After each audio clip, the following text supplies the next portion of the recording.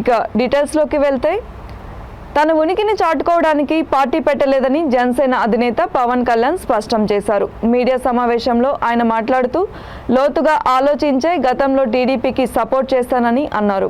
రానున్న ఎన్నికల్లో వైసీపీ వ్యతిరేక ఓటు చీలనివ్వనని తేల్చి చెప్పారు. లెఫ్ట్ అండ్ రైట్ పార్టీలతో కలిసి వైసీపీపై పోరాటం చేయాలని తనకుందని, కానీ ఎవరి సిద్ధాంతాలు వారికి ఉంటాయని అన్నారు. అయితే వైసీపీకి వ్యతిరేకంగా ఎన్నికల్లో ప్రభావితం చేసే పార్టీలన్నీ కలవాలని తాను కోరుకుంటున్నానని అన్నారు. బీజేపీ, బీఆర్ఎస్ వంటి పార్టీలు పొత్తులతోనే బలపడ్డాయని గుర్తు చేశారు. తాను సంపూర్ణమైన రైతుని కానని, కానీ కష్టాల్లో ఉన్న రైతుల బాధలు అర్థం చేసుకునే మానవతావాదినని అన్నారు.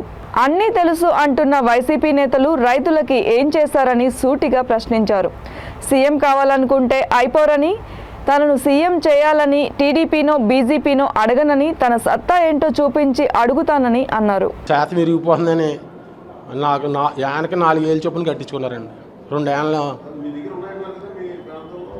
మిల్లు ఉన్నాయండి. ఆన్లైన్కి పంపారండి. ఆన్లైన్కి అక్కడికి వచ్చింది, మీకు ఆన్లైన్ అక్కడికి వెళ్ళండి అన్నారండి. పులగొత్త వచ్చిందండి, పులగొత్త వెళ్ళండి అన్నారు. దానికి ఊళ్ళో వెళ్తాయండి 1000 రూపాయల కిరాయితో మాకు బత్తాలు దిగిపోతాయండి. అక్కడికే వెళ్తారంటండి. ఆన్లైన్ ఎక్కడ చేయితే అక్కడికి వెళ్ళాలండి. మా ఊళ్ళో 4 మిల్లు ఉండగా ఊళ్ళో తోలుకున్నానండి. పొరుగురు తోలుకెళ్ళండి, యానలు ఆపేశారండి. 4000 యానకి 4 ఏళ్ళు చొప్పున కట్టించారండి. ఊళ్ళో 4 రైస్ మిల్లు ఉన్నాయండి. ఆ 4 రైస్ మిల్లుకి మానేసి పెడపత్తిని పులగొత్త 2 ఏళ్ళ పంపారండి. యానకి 4 ఏళ్ళు చొప్పున క్యాష్ కడతాను కానీ దింపుకొని అన్నారండి. యానకి 4 ఏళ్ళు చొప్పున క్యాష్ కడతాను కానీ దింపుకొని అంటే డబ్బులు లేకపోతే అప్పు చేసి ఆ యానడేమో ఎయిటింగ్ ఛార్జీ చేస్తాను అంటున్నాడండి.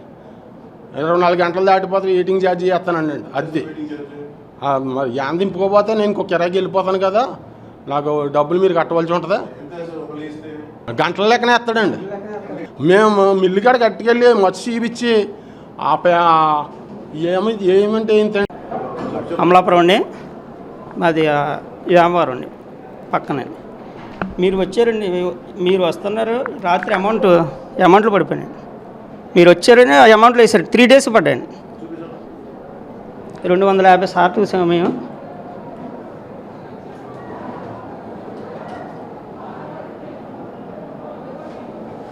ఆర్బీకేకి చూసామండి.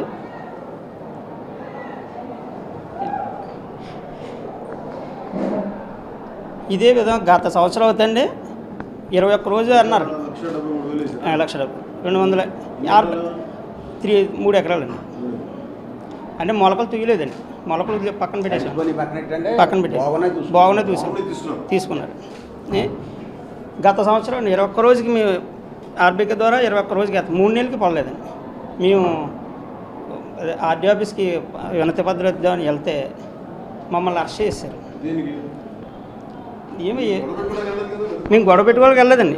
రైతులు అరెస్ట్ చేశారు 11 మందినండి. ఎర్రందరం గడి ధర్నా మామూలు కూర్చోలేదండి. మామూలుగా వినతి పత్రం ఆర్డీఓ ఇద్దామని వెళ్ళినప్పటికి ఆపేసండి. మొత్తం డిపార్ట్మెంట్ మమ్మల్ని అరెస్ట్ చేసి ఒక జంతువులాగా సెకండరీ తీసుకుపోయారు. సెకండరీ పోలీస్ స్టేషన్కి తీసుకుపోయండి. మళ్ళీ సాయంకాలం వదిలేరండి. మమ్మల్ని ఆధార్ కార్డులు అన్నీ తీసుకుని, అంటే ఏదో మీటింగ్ ఉంది, మీరు రోడ్డు మీద ధర్నా చేయకూడదు, మేము ధర్నా చేయలేదు సార్ అని చెప్పామండి. అక్కడికి అప్పుడు మీకు స్టేషన్ బెయిల్ ఇస్తున్నామని ఇచ్చేసాను, మమ్మల్ని పంపించేశారు. కడిమే మంది మాదిని రైతులు చొమ్మట్టుకెళ్ళి వ్యాపారం చేసుకుంటున్నాడండి. ఇప్పుడు చూసిన దాన్ని 2 నెలలు 3 నెలలు పోయాక మళ్ళీ మేము మళ్ళీ విత్తనాలు తెచ్చుకుంటాక వీడిని బతిమాలి ఇప్పుడు అమ్మిన దాన్ని అన్నీ మళ్ళీ 2 నెలలు పోయాక పడుతున్నాయండి. అప్పుడు మళ్ళీ ఆకుమడికి విత్తనాలు తెచ్చుకుండి మళ్ళీ పోసుకుండి మళ్ళీ చేసేటాడికి మళ్ళీ అయ్యి వచ్చేస్తున్నాం. 2 ఎకరాలు చేస్తున్నాండి. మొన్నండి తక్కువ అండి, కౌలండి బాబు, కౌలే పట్టుపోయి దాన్ని మేము మా దాన్ని పట్టుపోయి డబ్బులు ఆ దగ్గర పెట్టుకుండి మళ్ళీ అతను మాకు వేస్తాం ఏటి ముట్టేటి మా దాన్ని అమ్మేసుకుంటున్నాం. పట్టుకున్న డబ్బు మళ్ళీ 2 నెలలకి 3 నెలలకి మాకు బ్యాంకులో వేస్తాం, ఆ డబ్బులు తెచ్చుకుంటున్నాం, పడలేదంటాం, చేస్తాం. ఇదా తొలకర దానం అమ్మిన డబ్బు కూడా మొన్న నెల అయిందండి. తొలకర దానం అంటే అండి 6 నెలలు పంట అండి. 5 నెలలు డబ్బులు వేయలేదు చూడండి. ఎక్కమంటే తేడండి అంటున్నారు, రేపు రాయండి అంటున్నారు. మేమేం ధర్నా చేసేస్తే ఈ లోపల పోలీసులు పంపించేసి లాఠీ చార్జీయా మన వంతు మీద ధర్నా చేసేవాడిని. ధర్నా చేసాక అప్పుడు లైట్ వెలిగింది. అప్పటికి మాకు గట్టిగా చేసేవాడిని కడి వంతు మీద. అప్పుడు ఎంఆర్ఐ గారు ఎవరి మాట కూడా లెక్కలేదండి, సీఎం గారికి ఎవరి మాట కూడా లెక్కలేదు, నా మాటే లెక్క. మా రైతులు డబ్బు పట్టుకెళ్తాం, దాచుకుంటాం, వ్యాపారాలు చేసుకుంటాం. మాకు మళ్ళీ 2 నెలలు ఇప్పుడు దాని అమ్మేమండి, ఎప్పుడు వస్తాయి అనుకుంటున్నారు? 3 నెలలకు వస్తాయి ఇప్పుడు డబ్బు. కడియం మండలం కడియం గ్రామం సార్, నేను కౌలుదారిని సార్.